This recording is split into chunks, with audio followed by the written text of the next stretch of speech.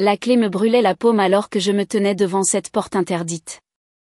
3 jours après avoir descendu le cercueil de mon mari en terre, j'étais sur le point de briser la seule promesse que j'avais tenue fidèlement pendant 16 ans.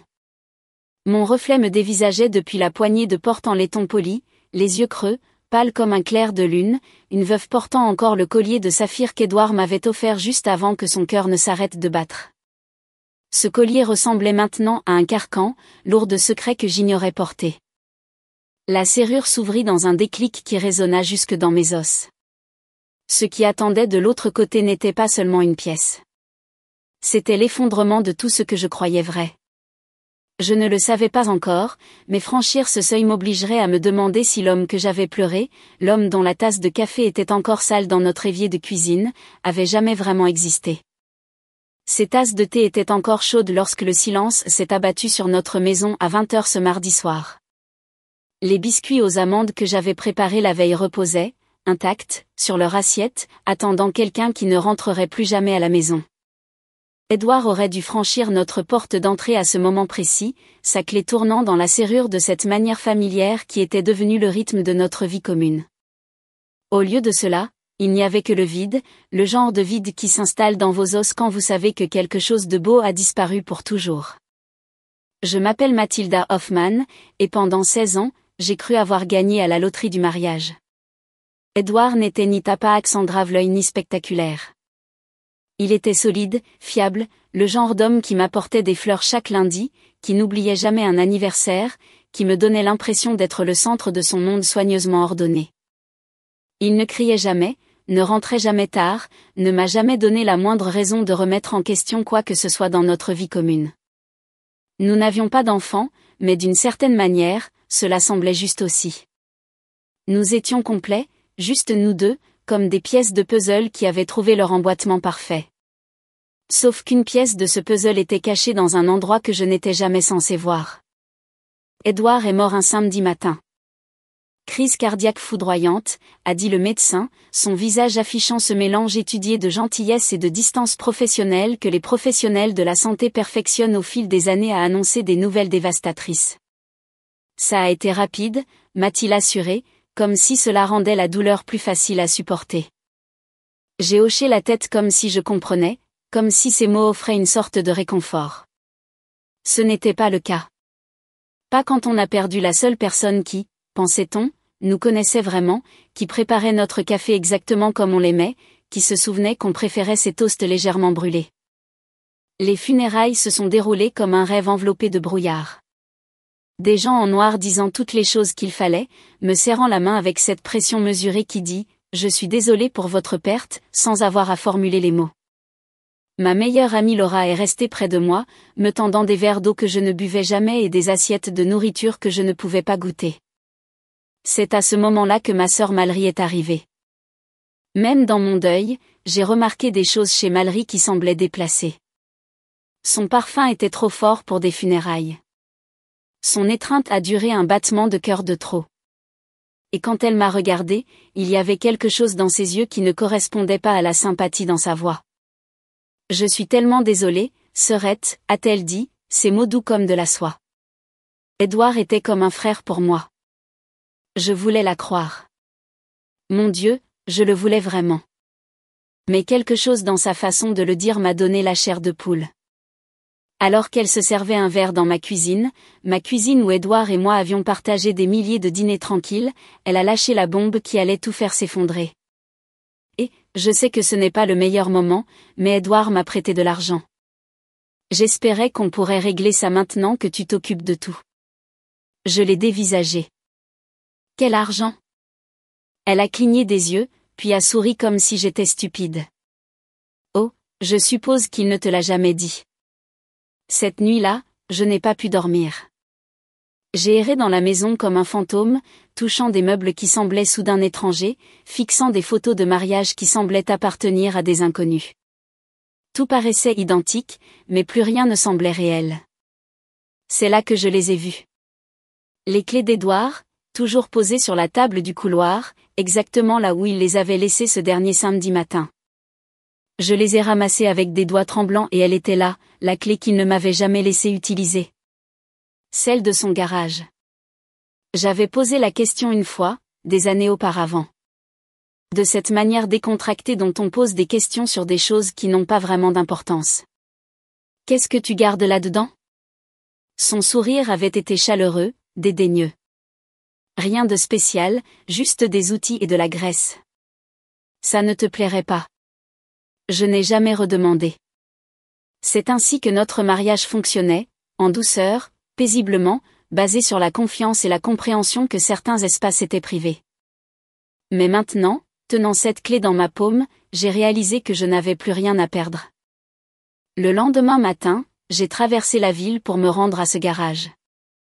Il se trouvait dans une zone industrielle que je visitais rarement, nichée derrière des bâtiments délabrés aux toits rouillés et où les mauvaises herbes poussaient à travers le bitume fissuré. Pas exactement le genre d'endroit où l'on s'attendrait à ce qu'un homme d'affaires prospère loue un espace, mais Edouard s'y rendait tous les samedis. Chaque semaine, avec la précision d'une horloge. La porte en métal était plus lourde que je ne l'avais imaginé. Quand la clé a tourné, elle a produit un son qui a semblé résonner dans tout mon corps. Je suis resté là un instant, soudainement terrifié par ce que je pourrais trouver. L'odeur m'a frappé en premier, la poussière, l'huile de moteur et quelque chose d'autre que je ne pouvais pas identifier. J'ai cherché à tâtons l'interrupteur, et lorsque les néons se sont allumés en vacillant, mes jambes ont failli me lâcher. Ce n'était pas du tout un garage. L'espace ressemblait à quelque chose sorti d'un film à suspense. Les murs étaient couverts du sol au plafond de photographies, de coupures de journaux, de graphiques manuscrits et de cartes de voyage. Mais ce n'étaient pas des décorations aléatoires. Chaque élément était soigneusement organisé, épinglé avec la précision de quelqu'un qui monte un dossier ou qui vit une vie complètement différente. Je me suis approché du mur de photographie, mon cœur battant la chamade contre mes côtes. Sur chaque photo, il y avait Edouard. Mais ce n'était pas l'Edouard que je connaissais. Pas l'homme qui portait des costumes impeccables et m'apportait des fleurs le lundi. Cet Edouard semblait plus jeune, détendu d'une manière que je n'avais jamais vue. Il portait des jeans et des chemises décontractées, ses cheveux légèrement en désordre, son sourire authentique d'une façon qui me serrait la poitrine. Et sur presque chaque photo, il se tenait à côté de la même femme. Elle était belle de cette manière naturelle que certaines personnes ont simplement, des cheveux sombres qui captaient la lumière, des yeux intelligents, un sourire qui suggérait qu'elle connaissait des secrets. Elle paraissait avoir au moins 10 ans de moins que moi, et la façon dont sa main reposait sur le bras d'Edouard, la façon dont il la regardait. J'ai su sans l'ombre d'un doute que ce n'était pas juste une amie. Il y avait des photos d'eux à la plage, dans des chalets de ski, partageant des dîners aux chandelles. Certaines avaient des dates écrites au dos, de l'écriture familière d'Edouard. Les plus anciennes dataient de 8 ans. 8 ans. Pendant que j'étais à la maison à lui préparer ses plats préférés et à planifier notre vie tranquille ensemble, il construisait un monde entièrement différent avec quelqu'un d'autre. Mais la photo qui m'a glacé le sang datait de septembre 2023, il y a quelques mois à peine. Edouard était assis à ce qui ressemblait à un dîner de famille, souriant à l'appareil photo aux côtés de cette même femme et d'un jeune homme qui semblait avoir la petite trentaine. Ils avaient l'air à l'aise ensemble, naturels, comme s'ils appartenaient au même cadre. Au dos, Edouard avait écrit « Elena et Caleb, septembre 2023 ». Je me suis agrippée au bord d'un bureau en métal pour rester debout. Septembre 2023. Je me souvenais clairement de cette journée, car je l'avais passée à cuisiner le dîner préféré d'Edouard, attendant qu'il rentre de ce qu'il m'avait dit être une réunion avec un client qui s'était prolongée. La pièce s'est mise à tourner.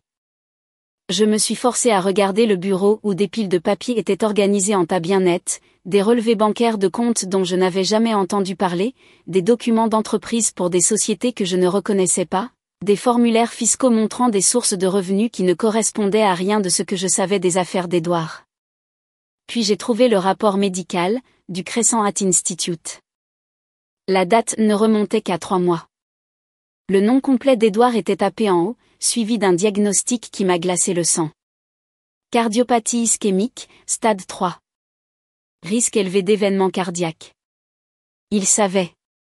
Edouard avait su qu'il était en train de mourir et au lieu de me le dire, au lieu de me préparer ou de passer ces derniers mois à se concentrer sur notre vie ensemble, il avait joué à la petite famille avec une autre. Parce que ce jeune homme sur les photos devait être son fils. J'ai reculé vers la porte, luttant pour respirer. 16 ans de mariage, et l'homme que j'avais enterré 3 jours plus tôt était un parfait inconnu. Un inconnu qui m'avait regardé dans les yeux la veille de sa mort, m'avait offert un collier de saphir, m'avait embrassé la joue et avait dit « Tu es la seule pour moi ». C'est alors que j'ai entendu des pas. Doux, prudent, comme quelqu'un qui ne voulait pas être remarqué. Mon cœur battait déjà la chamade, mais maintenant j'avais l'impression qu'il allait exploser. Je me suis retournée, et il était là, le jeune homme des photographies. Même cheveux noirs, même mâchoire forte, mêmes yeux indéchiffrables qui semblaient terriblement familiers. Mathilda Hoffmann. Sa voix était stable, mais il y avait quelque chose de prudent dans la façon dont il a prononcé mon nom. Je ne pouvais pas répondre, pas bouger, pas penser. Je pensais que vous viendriez ici, a-t-il dit en entrant lentement dans le garage. Je suis Caleb Foster. Edward Hoffmann était mon père. Le monde a basculé. Je me suis de nouveau agrippée au bureau, les jointures blanches, les jambes tremblantes. Ce n'était pas en train d'arriver. Ça ne pouvait pas arriver. Mais quand j'ai regardé dans les yeux de Caleb, vraiment regardé, je l'ai vu. Les yeux d'Edouard me fixant en retour. Ce même regard profond et pensif qui m'avait captivé pendant 16 ans.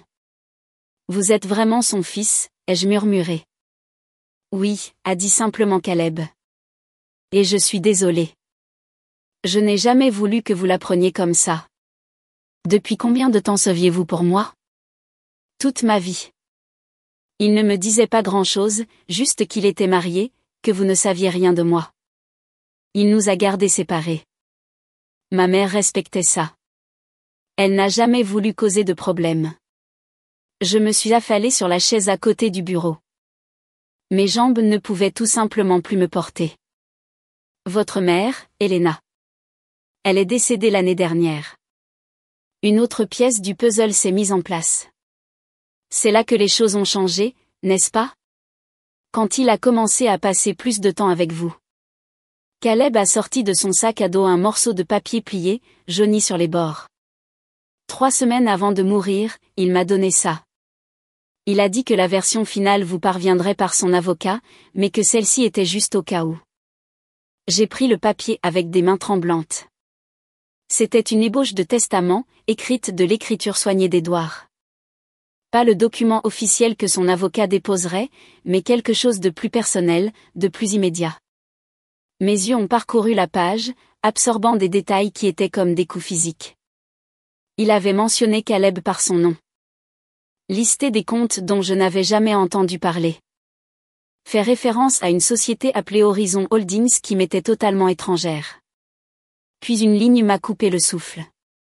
Accès aux documents restants conservés dans le coffre du bureau. Code lié à un objet personnel offert à M. Un objet personnel. Le collier. Ce magnifique collier de saphir qu'il m'avait offert 3 soirs seulement avant sa mort, me disant qu'il lui rappelait mes yeux. Ce n'était pas seulement un geste romantique, c'était une clé. Qu'est-ce que Horizon Holdings? Ai-je demandé.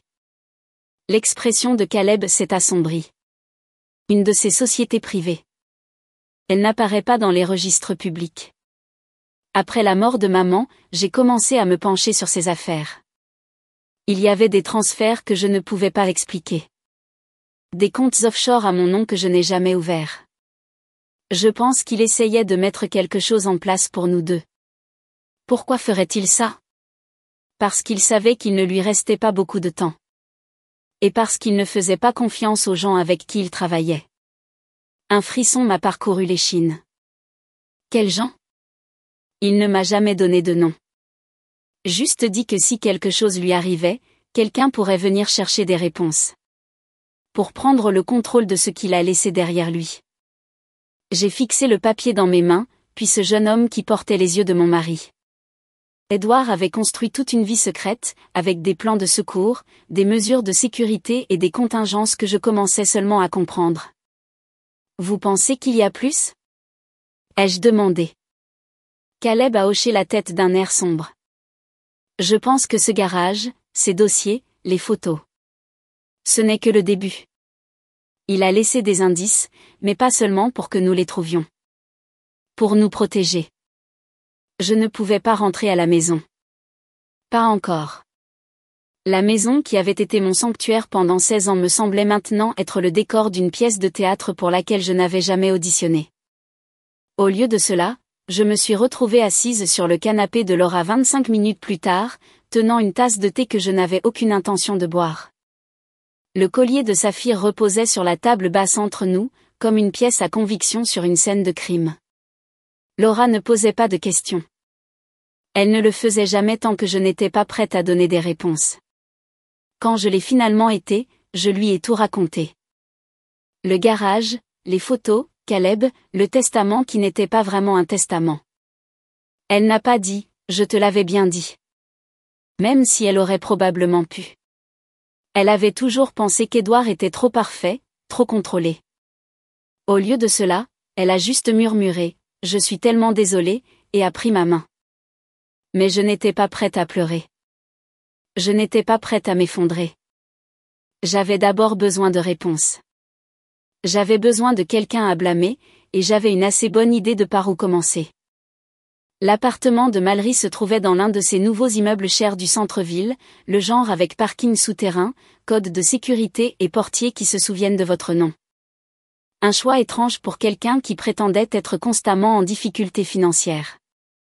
Elle a ouvert la porte en pyjama de soie et parfaitement maquillée, tenant un verre de vin comme si elle attendait de la compagnie. Son sourire était vif, prédateur. « Eh bien, si ce n'est pas ma sœur en deuil, a-t-elle dit. Venue prendre des nouvelles de la pauvre veuve. Arrête ça, Mallory. Nous devons parler. » Je l'ai poussée pour entrer dans le salon, et c'est là que je l'ai vue. Une photo encadrée sur sa cheminée qui m'a tordu l'estomac. Elle et Édouard, riant autour de coupes de champagne, ayant l'air de célébrer quelque chose d'important. Le cachet de la date dans le coin indiquait, il y a 6 ans. Qu'est-ce que c'est? Ai-je exigé, en montrant le cadre. Mallory s'est approchée nonchalamment et a pris une longue gorgée de vin. La fête de Noël de l'entreprise. Tu étais trop fatigué pour venir, tu te souviens? Édouard m'a demandé de l'accompagner pour ne pas avoir à faire la conversation tout seul.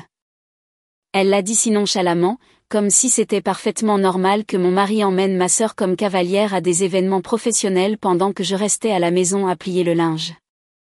On s'est toujours si bien entendu, a-t-elle ajouté, son ton léger et désinvolte. À quel point exactement? Son sourire s'est légèrement estompé. Quelque chose dans ma voix a dû l'avertir que je n'étais plus la même femme qui avait enterré son mari 3 jours plus tôt.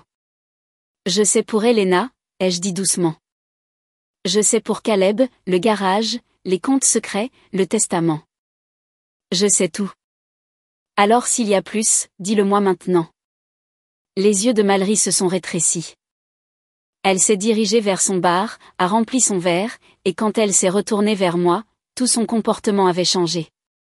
Très bien, tu veux la vérité? Elle a posé son verre avec plus de force que nécessaire. Je suis enceinte, et c'est d'Édouard. Les mots m'ont frappé comme un coup physique. Je ne pouvais plus bouger, plus parler, je ne pouvais même pas traiter ce qu'elle venait de dire.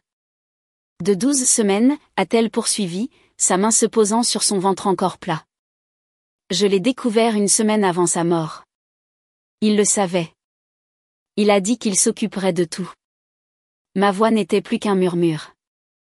Tu le voyais encore après la mort d'Elena. Mallory a haussé les épaules et ce geste désinvolte m'a donné envie de hurler. Elle n'était de toute façon jamais censée durer. J'ai toujours été celle qui est restée. La pièce semblait se refermer sur moi. Tu as couché avec mon mari. Ne fais pas semblant d'être si choquée, Mathilda. Tu avais la vie parfaite, la belle maison, les dîners routiniers, la sécurité. Pendant que moi, je ramais, enchaînant les petits boulots, toujours comparée à toi comme si j'étais une version ratée de la fille que maman voulait vraiment. Ses yeux brillaient de quelque chose qui ressemblait presque à un triomphe. Tu étais sa routine. J'étais son évasion. Je l'ai giflé avant même de réaliser que j'allais le faire. Le son a résonné dans son appartement cher et son verre de vin s'est brisé sur le sol en marbre. Elle n'a pas pleuré, N'a pas crié, elle a juste souri. La voilà, a-t-elle dit doucement. La vraie Mathilda. Plus la petite épouse parfaite. Juste une femme qui sait enfin que sa vie était un mensonge. Je tremblais si fort que je pouvais à peine tenir debout. Pourquoi ne me l'as-tu pas dit? Parce que tu ne m'aurais jamais cru. Tu as toujours pensé que j'étais jalouse, et peut-être que je l'étais. Mais il ne s'agissait pas de toi. Il s'agissait de moi, qui obtenais enfin quelque chose pour moi-même. Tu n'as pas juste pris quelque chose, ai-je dit les dents serrées. Tu as tout pris. Malry s'est approché, le verre crissant sous ses pieds nus. Le bébé qui grandit en moi. Il ou elle est ta famille, que ça te plaise ou non. Je voulais crier. Je voulais jeter quelque chose. Je voulais remonter le temps et secouer cette femme naïve qui faisait confiance à tout ce qu'elle aimait. Au lieu de cela, je me suis entendu dire, je suivrai tout ce qu'Édouard a écrit dans son testament. Pas pour toi. Pour le bébé. Le bébé n'a rien choisi de tout ça. Quelque chose a vacillé sur le visage de Malry. De la surprise, peut-être même du soulagement. Tu le penses vraiment? Je ne sais pas ce que je pense, ai-je murmuré. Mais je dois partir. Je me suis dirigé vers la porte, enjambant le verre brisé qui semblait refléter l'état de toute ma vie. Derrière moi, Malry a dit quelque chose sur ce qu'Édouard aurait voulu, mais je n'ai pas répondu parce que, honnêtement, je n'avais aucune idée de ce qu'Édouard aurait voulu. Je ne connaissais pas du tout Édouard. Cette nuit-là, je ne pouvais pas affronter le retour à la maison où j'avais joué le rôle de l'épouse dévouée pendant 16 ans. Au lieu de cela, je suis retournée chez Laura, serrant ce collier de saphir comme s'il pouvait me brûler la paume. Le lendemain matin, Caleb est venu me chercher. Laura a insisté pour venir aussi. Tu n'iras pas seule dans le coffre-fort secret de ton mari, a-t-elle déclaré, jetant son manteau sur son épaule avec la détermination de quelqu'un qui avait déjà pris sa décision. Le bureau d'Édouard se trouvait dans un immeuble moderne du centre-ville que je n'avais jamais vu auparavant. Il l'avait toujours appelé son « espace satellite » quand je posais la question, le décrivant comme un simple endroit calme pour les réunions avec les clients. Mais Caleb avait un badge d'accès. Je suis listé comme copropriétaire, a-t-il expliqué en nous faisant passer la sécurité. La réceptionniste nous a à peine jeté un regard. Édouard avait construit une vie si compartimentée que son monde secret n'avait jamais eu besoin d'être expliqué à qui que ce soit. Au 17e étage, Caleb nous a conduits dans un bureau aux parois de verre qui ne ressemblait en rien aux espaces chaleureux et habités qu'Édouard et moi avions partagés. Ici, tout n'était que lignes épurées et mobilier moderne, acier froid et angle vif. Pas de photos de moi, pas de souvenirs de notre vie commune, juste la légère odeur d'une eau de Cologne chère que je ne reconnaissais pas. Le coffre-fort est derrière ce tableau, a dit Caleb, en montrant une œuvre abstraite qui coûtait probablement plus cher que ma voiture. J'ai sorti le collier de mon sac et j'ai trouvé le petit fermoir que j'avais découvert la veille. En le tournant vers la gauche, un compartiment caché s'est ouvert à l'arrière du pendentif en saphir. À l'intérieur se trouvait une fine puce métallique couverte de chiffres. Caleb l'a insérée avec précaution dans le clavier du coffre-fort. Un bip doux. Puis la lourde porte s'est ouverte. À l'intérieur, des piles de documents, une clé USB noire et élégante, une petite boîte en bois et une clé en argent avec une étiquette indiquant « Coffre-fort bancaire, Federal Trust ». Caleb a d'abord saisi les papiers. Transferts financiers, comptes offshore, contrats avec des sociétés étrangères, a-t-il dit en les feuilletant. Il ne cachait pas seulement de l'argent. Il le déplaçait rapidement hors du pays. J'ai pris la boîte en bois avec des mains qui n'étaient pas tout à fait stables. À l'intérieur se trouvait une simple bague en or avec un petit diamant. J'ai halté en voyant la gravure à l'intérieur de l'anneau. À Elena, toujours. Elle, pas pour Mathilda. Elle pour Elena. Cette bague était destinée à quelqu'un d'autre. Il lui a acheté une bague, ai-je murmuré. Caleb a détourné le regard, la mâchoire serrée. Laura a posé sa main sur mon épaule, mais je l'ai à peine senti. Dans ce bureau froid et anonyme, j'ai enfin compris toute la vérité. Édouard ne m'avait pas seulement trahi, il m'avait remplacé. Elena avait eu la vraie version de lui, celle qui riait sur les photos, partait en vacances et achetait des bagues de fiançailles. J'avais eu ce qui restait, la performance, le mari bien habillé qui se présentait pour le dîner, apportait des fleurs et cachait tout derrière des portes closes. Puis Caleb m'a tendu une enveloppe avec mon nom dessus, de l'écriture d'Édouard. Je l'ai ouverte avec des mains tremblantes. « Mathilda, disait-elle, si tu lis ceci, c'est que je suis partie. Il n'y a pas de moyen facile de dire ça, alors je vais le dire simplement. Tu n'as jamais été celle de qui je devais cacher des choses.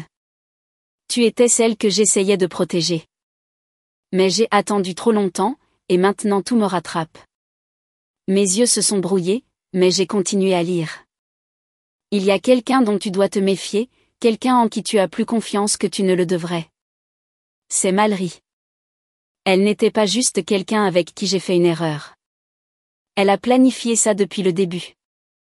La grossesse n'était pas un accident. Quand je lui ai dit que je ne pouvais plus continuer comme ça, elle a changé. Elle a menacé de tout révéler si je la quittais. La lettre continuait, mais les mots qui m'ont glacé le cœur étaient ceux-ci. Je crois qu'elle a tué Elena. Je ne pouvais plus respirer. Plus penser. La lettre poursuivait, je ne peux pas le prouver, mais le timing était trop opportun. Elena était sur le point de me quitter, elle avait réservé un vol pour le Portugal, puis l'accident de voiture. Pas de témoins. Ils ont dit que ses freins avaient lâché, mais elle venait de faire réviser la voiture. Mallory savait qu'elle était enceinte. Elena non. J'ai levé les yeux vers Caleb et Laura, qui me regardaient tous deux avec des expressions d'horreur et d'inquiétude. Ils pensaient que Mallory avait tué Elena, ai-je murmuré. La pièce est devenue complètement silencieuse. Les mains de Caleb se sont crispées en poing.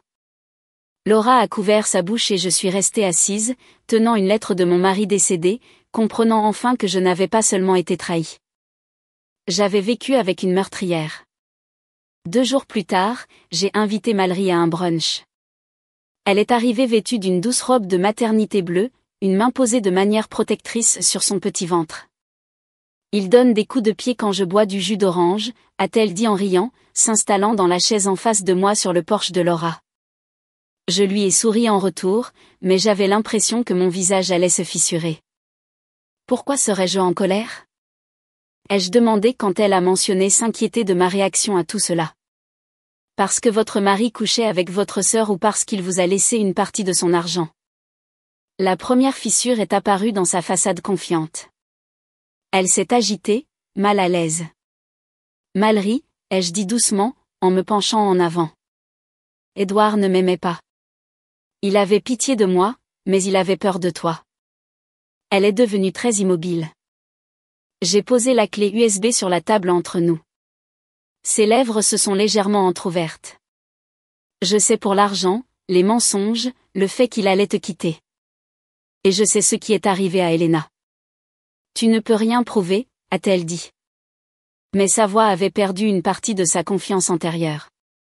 Tu as raison, ai-je convenu, mais je n'ai pas à le faire. Je ne vais pas au tribunal. Je n'appellerai pas la police. Je ne perdrai pas mon temps à espérer que le système répare ça. Je l'ai regardé droit dans les yeux. Je vais juste m'en aller et te laisser avec tout ce que tu pensais vouloir. L'argent, l'enfant, les mensonges. Tu penses que ça me fait peur ? Non, ai-je dit en me levant. Mais ça viendra. Cet après-midi-là, j'ai rencontré un avocat du nom de Michael Reynolds. Je lui ai donné la clé USB, une déclaration signée et une instruction claire. S'il m'arrivait quoi que ce soit, tout envoyé à la presse. Absolument tout. Puis je suis rentrée à la maison que j'avais partagée avec Édouard pendant 16 ans. J'ai traversé chaque pièce une dernière fois, touchant les cadres de porte, les dossiers de chaises et la fissure dans le sol de la cuisine que nous n'avions jamais pris le temps de réparer. J'ai fait une seule valise et j'ai tout laissé derrière. Quand j'ai fermé la porte à clé pour la dernière fois, je ne quittais pas seulement une maison. Je laissais derrière moi la femme qui croyait aux contes de fées, au mariage parfait et à la bonté de la famille. Une semaine plus tard, j'ai embarqué dans un avion pour le Colorado, une petite ville de montagne où personne ne connaissait mon histoire, où je pouvais tout recommencer avec juste mon nom et la force que j'avais réussi à sauver de l'épave. Alors que l'avion décollait, j'ai pensé à la dernière lettre d'Édouard, au choix qu'il m'avait donné, partir ou me battre. J'ai choisi quelque chose de différent. J'ai choisi de survivre, de construire quelque chose de nouveau sur les cendres de tout ce que je croyais réel. Parce que parfois, le plus difficile n'est pas de découvrir que votre vie était un mensonge. Parfois, le plus difficile est de découvrir qui vous êtes lorsque vous êtes enfin prête à vivre dans la vérité. Merci de m'avoir écouté et si vous avez aimé cette histoire, partagez-la avec d'autres qui pourraient avoir besoin d'entendre que même après que tout s'est effondré, nous pouvons encore trouver le courage de recommencer. N'oubliez pas de commenter et de vous abonner pour plus d'histoires sur la recherche de la force dans les moments les plus sombres de la vie. Parfois, les fins les plus douloureuses mènent aux commencements les plus authentiques.